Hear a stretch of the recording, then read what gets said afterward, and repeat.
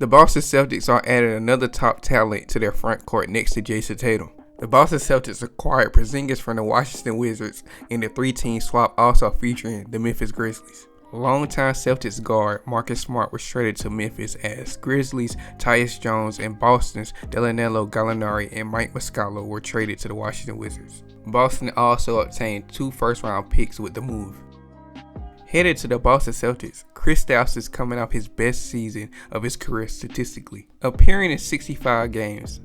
Porzingis averaged 23.2 points, along with 8.4 rebounds and 1.5 blocks while shooting 38.5% from the three-point line.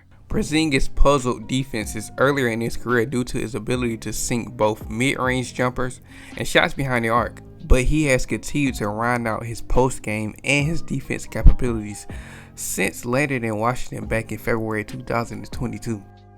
Porzingis' ability to both space the floor and defend the rim make him a unique asset and a much-needed addition to the Celtics front court, in need of reinforcements behind 37-year-old Al Horford and the injury-plagued Robert Williams. Given Joe Mazzulla's creed of living by the three-pointer, it comes as no surprise that Boston would value a 7'3" unicorn who is more than capable of sinking shots from beyond the arc. But Porzingis is more than just a catch-and-shoot big man who inflates his scoring totals by cleaning up the glass. Porzingis ranked 4th in the NBA last season in points scored per closeout from two-point range at 1.23. In previous years, the big man likely would have settled for contested jumpers that could usually result in low percentage looks. But with the Wizards, he routinely switched things up when pressured, attacking off the bounce and generating high percentage chances by way of dunks and layups after cutting to the rim. Porzingis' shooting ability will keep opposing defenses on their toes and fit in with Boston's offensive strategy.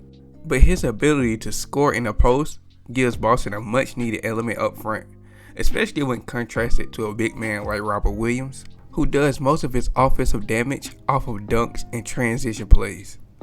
Last year, Porzingis ranked 1st in the NBA in points per post-up at 1.29. Porzingis' passing ability in the post should also open up more high-danger looks for players like Jason Tatum, Jaylen Brown, and whoever else is paired in the front court with him. Porzingis was one of the best pick-and-roll defenders last season, ranking 4th in the league in points allowed per pick-and-roll at 0.93. Only Anthony Davis, Steven Adams, and Giannis Antetokounmpo ranked higher in that same category. The Celtics' reliance on three-point shooting might have served as their Achilles heels in 2022-23. But their dip in defensive intensity also hampered their chances of cutting through tight playoff contests. Porzingis may not have the well-rounded defensive toolkit that players like Antetokounmpo or Jared Jackson Jr. possesses.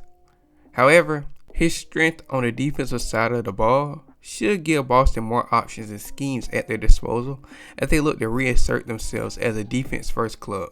Granted, such an objective is easier said than done when Boston's top defender and Marcus Smart was the piece needed to complete this 3-team trade. On paper, there's a lot to like about this trade for the Celtics. Even if Boston has to move on from a key cog in its rotation in Smart, if Porzingis is on the court for Boston, he'll give Boston a missing element in the post on offense and during the pick-and-roll plays on defense.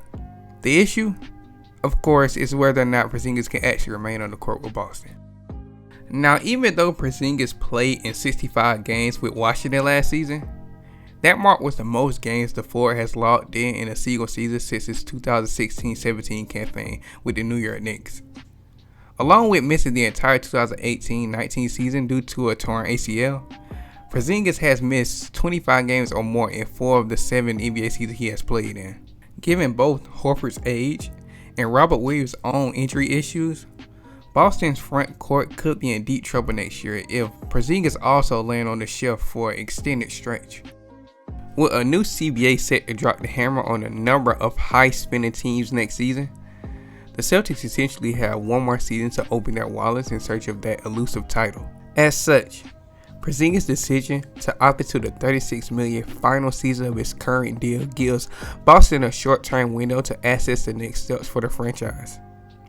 If Boston sticks to keeping Porzingis on an expiring deal, the team can still contend for a title in 2023-24 while tabling a potential extension for next season.